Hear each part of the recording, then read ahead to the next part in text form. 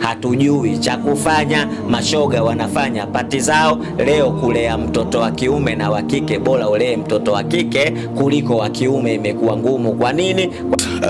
Mpenzi mtazamaji popote pale ulipo, siku ya leo tumepata bahati ya kukutana na Sheikh Shafii. Sheikh Shafii au bwana, kama ambavyo unamuona kwenye mitandao ya kijamii, tupo ofisini kwake hapa. Siku ya leo tumepata bahati ya kumtembelea ofisini kwake. Sheikh Shafii amependeza kweli kama ambavyo unamuona, au bwana, kanzu kali, lakini pia bila kusahau bakrashia. Imetradadi. Sheikh Shafii, asalamu alaykum. Wa alaykum salaam bwana. Kabisa sema nimependeza sana. Bwana, najiulizaga kanzu zako unazitoa? Sishawaambiaga 2,200 zipo, na shida gani? Kila siku unabadilisha tu kanzu? Siku moja nishawaambia hizi kanzu zipo. Kuna kanzu mpaka 1,500,000 nzuri kabisa. Na kuna maxi, kuna kanzu mimi sijawahi kuvaa 300,000, 400,000. Nilikwambia mchuzi ukimwagika hapa unafuta tu. Nazitaka hizo. Kofia kama hii ukitaka 70, 80 unapata. Hii ni ya mkono hii, sio ya Kichina. Ya mkono hii. Ya kufuma kwa mkono, watu wanafuma kwa mkono, acha zile za Kichina. Kwa hiyo kuna kanzu mimi sijawahi kuvaa maxi. Na nazitamani na sijui nitavaa lini. Yaani unafuta tu, mchuzi kiingia unafuta tu hivi. Tayari kuna kanzu ambayo uko kwenye mvua kuloa kwake na kwa shida. Kama karatasi zinateleza hivi.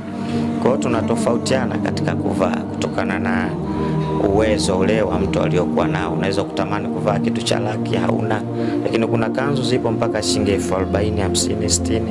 Nzuri sana ukivaa, nzuri sana zipo.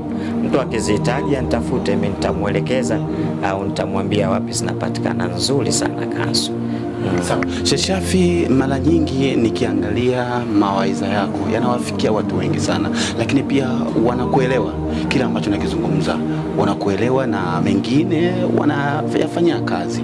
Umekuwa ni mtu ambaye ukitoa mawaidha yakawafikia watu wengi. Unahisi kuna kitu gani ambacho unacho watu wengine hawana? Ukizungumza kinawafikia watu moja kwa moja, lakini pia si kuwafikia tu, kufika sio shida, wanalitekeleza. Kuna baadhi ya watu wanalitekeleza kila ambacho unakifanya. Kuna kitu gani ambacho unacho watu wengine hawana? Unajua mawaidha haya ni Mungu mwenyewe na mtu, kila mtu Mungu kampa kile ambacho anastahiki kupewa.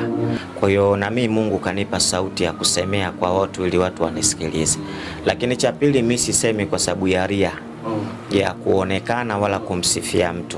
Mimi hata kama jambo nimelifanya mimi, lakini kama Qur'ani Mungu anakataza, nitalisema. Mimi sio ushahidi wala mimi sio kigezo kwamba kafanya Shafii ndio kitu ambacho kinahitajika tukubaliane nacho, hapana. Kwa mimi napenda kusimama kwenye ukweli. Napenda kusimama kusema kweli. Hata kama mtu ataumia, mimi nitamwambia hilo jambo bwana ulilofanya sio sahihi kwa mujibu wa dini. Hata kama utaumia, hata uwe na cheo cha namna gani, lakini mimi nitakwambia ukweli. Kwa hiyo sifa nyingine, kujua jamii inataka nini sasa katika kuzungumza. Mimi kuna sometime Max unaweza kunikuta nazungumza, nimeweka comedy ndani, watu wanafurahi kidogo. Najua jamii sasa ndivyo inavyotaka. Tuende kuzungumza kutokana na jamii inavyohitaji. Ukisema ulete udarueshi wake katika kuzungumza, hakusikilizi mtu hata mmoja. Fanya kazi yako kwa kikomedi fulani. Ipo mahala napoona hapa watu wanahitaji kufikishiwa ujumbe kwa staili fulani, mimi nafikisha. Mfano ukizungumza na masela mateja, unadhani watakueleza bila kuwepo katika ile staili ambayo wao wanahitaji? Kwa lazima tuzungumze mawaidha kupitia vile ambavyo wao wanavyohitaji ili waweze kutuelewa. Na ndio maana unakuta mimi mashabiki wangu sana masela. Mashabiki zako? Sana. Mimi masela ndo mashabiki zangu sana. Hata nikipanda daladala, masela ndo wananilipia nauli nikipita. Masela mimi ndo kwa nini? Siwasemi kwa ubaya. Naweza kawazungumza nikawafurahisha, lakini kuna kitu nikawaingizia, tunatakiwa tufanye 1, 2, 3 ili turudi katika mstari. Yapo mawaidha ukisema bwana Max watu wanapokimbia kabisa, lakini kuna mawaidha ukisema watu wanafurahi, wanatamani yale mawaidha kwamba yaendelee. Kwa mfano mimi napenda kuzungumza na wahuni na kuwaambia katika kitu kigumu kwenye Uislamu ni kuswali. kugumu sana kuswali. Sikwambie mimi historia yangu ya kuswali huwa napenda kuisema. Sijaanza kuswali kwa kudumisha kuswali moja kwa moja tu. Nimeanza kuswali swala fulani unaipata, swala fulani unaikosa, swala fulani unaipata, swala fulani unaikosa. Leo upo kwenye mambo yako, mwisho wa siku unajikuta haiwezekani. Unanyosha mstari moja kwa moja na Mungu anakunyoshea moyo. Kwa hiyo tofauti na mashehe ambao wanafika mahala wanawakatisha tamaa wahuni, masela, madada poa wanawakatisha tamaa. Tusiwakatishe tamaa. Hawa sisi kazi yetu kuwalingania warudi katika mstari kwa hali yoyote ile, kuwalingania katika mstari. Wengi sana fika ile sehemu ile ambao wanafanya zile biashara zao, au ushawahi kufanya muadhara sisi maeneo ya uwanja wa Fisi? Wamekaa katika vibanda, si tunafanya muadhara, tunawaambia maneno na sadaka walikuwa wanaleta madada poa kabisa wale uwanja wa Fisi kabisa. Mishafunga speaker pale na wenzangu, tukawa tunafanya muadhara, tunawalingania, ndio kazi yetu. Lakini unatafuta namna ya kuwalingania watu ikoje? Leo ukimkuta mtu anavuta bangi, asiache kuswali kwa sababu anavuta bangi, ila aache kuvuta bangi kwa sababu ya kuswali. Umenielewa? Fika zungumza nao, mimi bwana, nyi swala ngumu, lakini usiache kuswali kipindi unachokipata. Saa 12 umepata swali, saa 2 umeikosa freshi, saa 7 umepata swali, saa 10 umeikosa freshi. Yani we kile kipindi unachopata kuswali kile, embo jitahidi kuingia msikitini kuswali. Yani usiache kuswali kwa sababu ya matendo yako, ila macha matendo yako kwa sababu ya kuswali. Wallahi Max, itafika mahala, niwaambie hasa vijana, itafika mahala Mungu atawanyosha moja kwa moja, na si ukija msikitini tunakupa nyundo. Umuhimu wa kuswali, umuhimu wa kuacha mabaya, umuhimu wa kufanya vitendo vizuri. Kwa hiyo wakati unafanya, ukija si tunakukumbusha, tunakupa nyundo. Wallahi nuwalihi matawala, Mungu atakuelekeza kuswali swala 5 na utazipata. Mimi shahidi katika hayo. Hata kama mashehe watanitukana, watanifanyaje, shauri yao. Mimi mwenyewe nimeanza kuswali kwa staili.